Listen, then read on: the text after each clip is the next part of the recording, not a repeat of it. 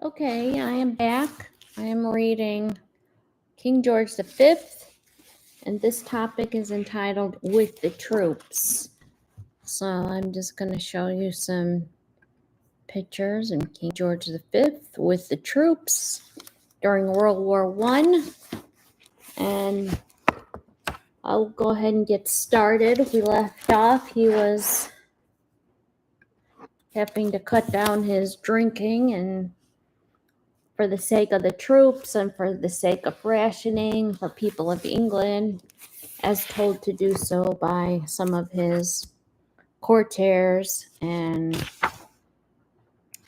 that didn't go over very well. It made for a very grumpy King George V, but there he was again trying to do his duty. So I will get started. These are short topics, but I just want to cover them because people nowadays have short attention span, but this book can be found on thriftbook.com. So I just encourage you to go there, and you can find a lot of older type books. It was written by Kenneth Rose, and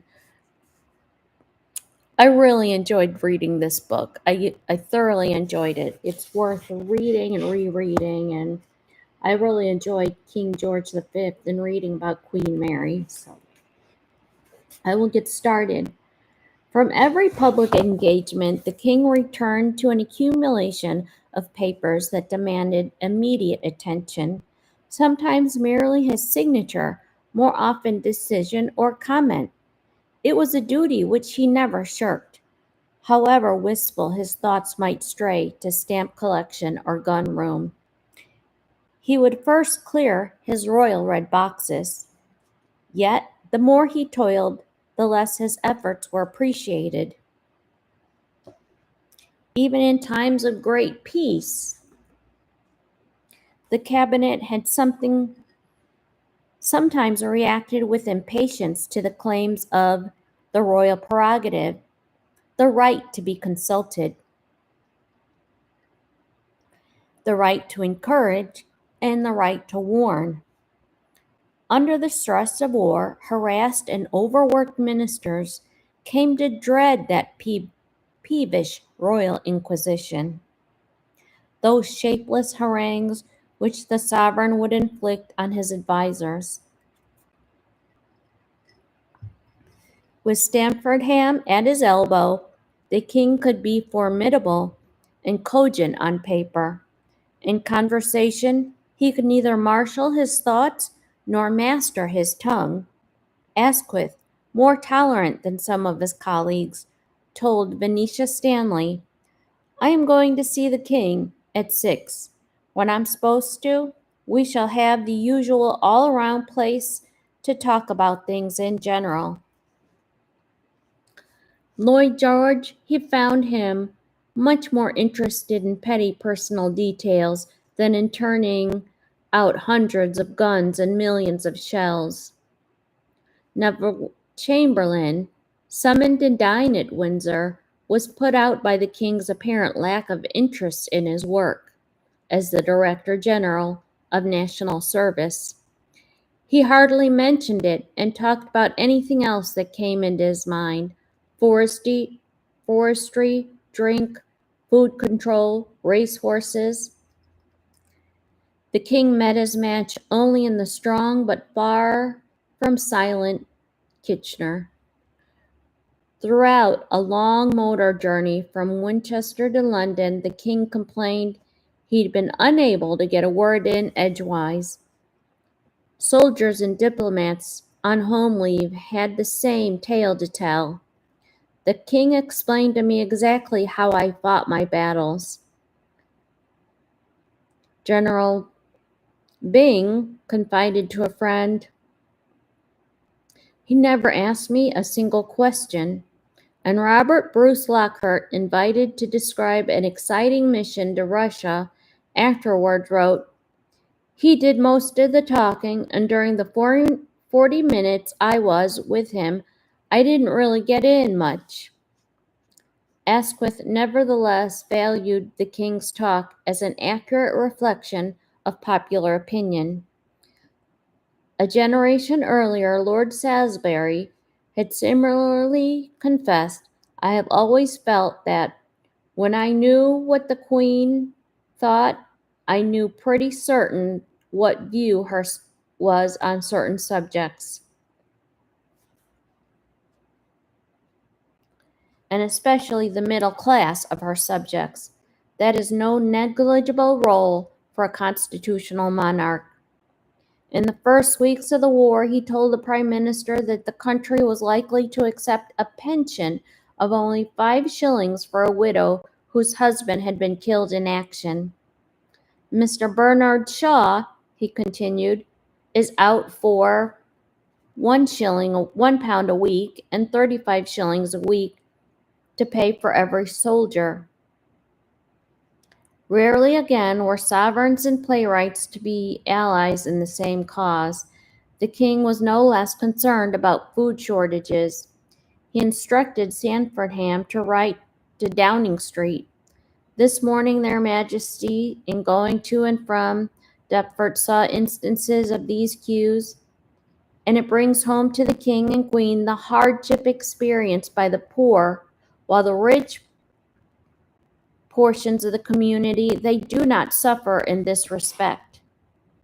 A few months later, in what was the struggling middle class who won his sympathy, he noted that the proposed increase in income tax from 5 shillings to 6 it will hit very hardly on the man with an income of over £500 a year, with children to educate, and the price of living just double what it was in peacetime. Before the introduction of conscription, the king also urged the government to employ more women in factories, thereby releasing large numbers of men for military service, and to impose a poll tax on all male employees in shops where the work could equally be carried out by women. But he frowned on other aspects of female emancipation.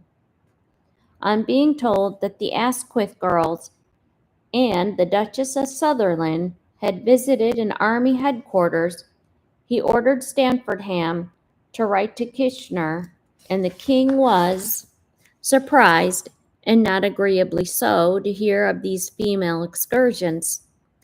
None could object to so reasonable, so unobtrusive an exercise of the royal prerogative. Yet in other ways the court failed to adapt itself to the needs of the hour. Lord Esher wrote in February 1918,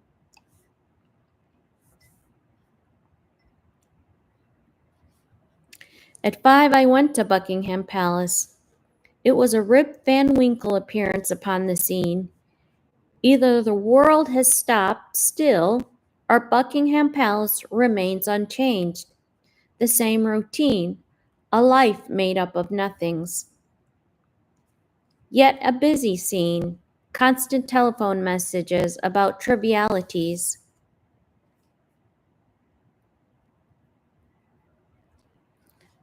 Esher, it must be added, was a jaundiced witness. As early in the reign of October 1911, a fellow member of the royal household noted that Esher was out of favor. He retained his minor offices as deputy constable and lieutenant governor of Windsor Castle, but the king, less receptive than his father to Esher's ingratiating manner, ceased to use him as a confidential adviser and emissary. He had to be content with the little errands entrusted to him by the Queen, bidding for ancestral letters, binding up her own correspondence, matching the exact shade of silk for the walls of a picture gallery, seeking an elegant coal scuttle. Nor, after Noel's retirement, did Esher manage to establish anything approaching the same degree of intimacy with more cautious Sandfordham. Throughout the war, he continued to flit busily between politicians and generals. Buckingham Palace, however, became an increasingly rare port of call, and his lifelong regard for its imperturbable traditions turned to scorn. There was some justice in Escher's mockery. It was not so much the king and his entourage confined their energies to a minute of courtly custom as that they seemed unable to distinguish between what mattered and what did not. None followed the fortunes of war with great concern, or worked more unselfishly for ultimate victory. Yet throughout those years of carnage and misery, no breach of peacetime etiquette was allowed to go by default.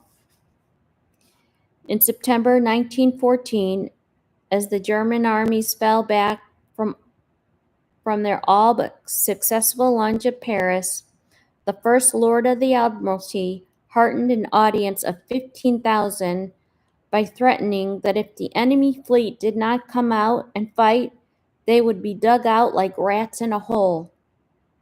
Stamfordham at once wrote to the Prime Minister. His Majesty did not quite like the tone of Winston Churchill's speech, especially the reference to rats in a hole. The king feels it was hardly dignified for a cabinet minister.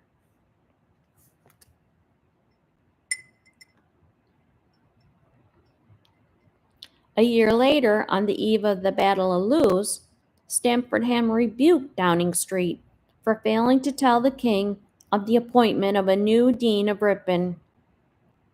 He added, "I quite realize that you are thinking of and working at bigger questions than that of the procedure in filling up church appointments, but I felt it better to allude to the matter, feeling that it was only one of oversight." His apologetic tone signified no relaxation of palace standards. In the summer of 1917, as Haig began planning the Battle of Passchendaele, Wigram wrestled with the problem of whether women workers at a munitions factory about to be visited by the Queen should or should not remove their gloves to shake hands. Clothing was a perennial theme of discussion and dispute. Auckland Geddes, Neville Chamberlain's successor as Director General of National Service,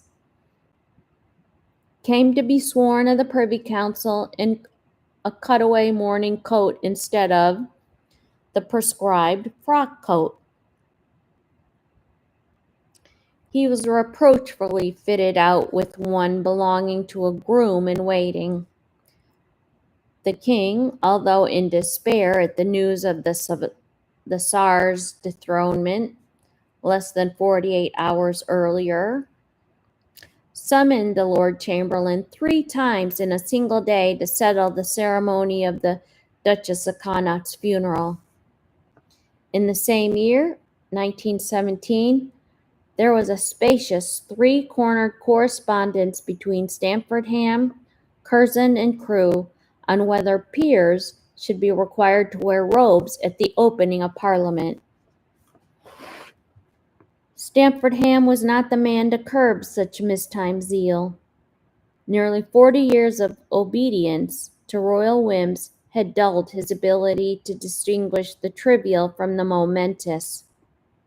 To each and every command he applied himself with selfless devotion. As private secretary to Queen Victoria, he had once spent 18 months persuading a reluctant War Office to grant the honorary rank of second lieutenant to Mr. Laszlo Zavartal. He was a bandmaster of the Royal Artillery. Coinciding with the Boer War, Stamfordham's campaign was ultimately as successful, but no less grueling. It must have been with a comforting sense of continuity that a whole war later he took up his pen to challenge the granting of an honorary rank to Sam Hughes, Canadian Minister of Militia and Defence. Unlike Stamfordham, Sir Frederick Ponsonby brought a sardonic humor to the almost sacred subject of honors. Soon after the outbreak of the war, he entertained his friend Lord Rosebery with an account of how an elderly Knight of the Garter and member of the household, Lord Lincolnshire, had conceived a fanciful ambition. Wishing to disguise himself as a soldier in order to inspect some regiment, he asked why he should not put a bit of a blue garter ribbon on his khaki uniform with the Jubilee and Coronation medal ribbons. Ponsonby explained that it was because the Knights of the Garter were supposed to always be worn with their full insignia according to the earlier practices, and so could never be merely a strip of a ribbon. Lincolnshire then proposed wearing the star and broad riband of the Garter on his khaki uniform. No, Ponsonby replied patiently, for that would be a breach of military regulation. Still unsatisfied, Lincolnshire demanded that his request be submitted to the judgment of Garter of the King of Arms.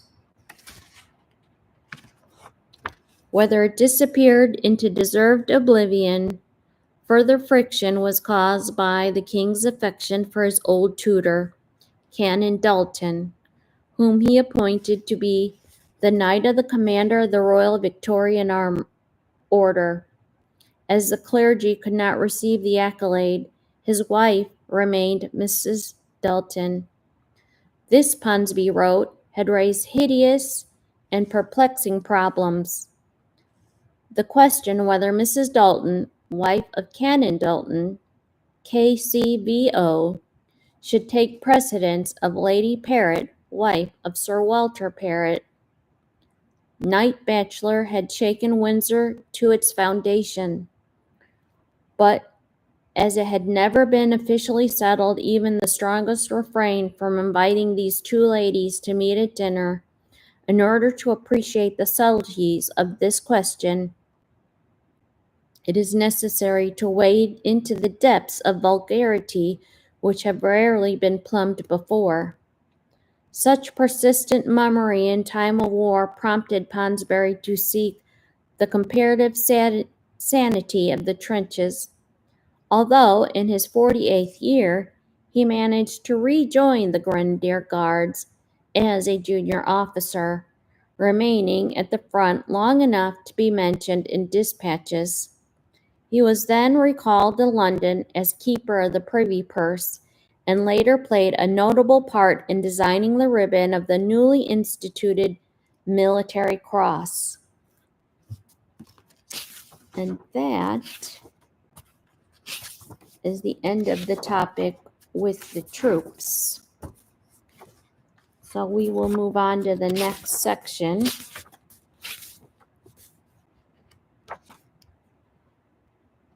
In business as usual.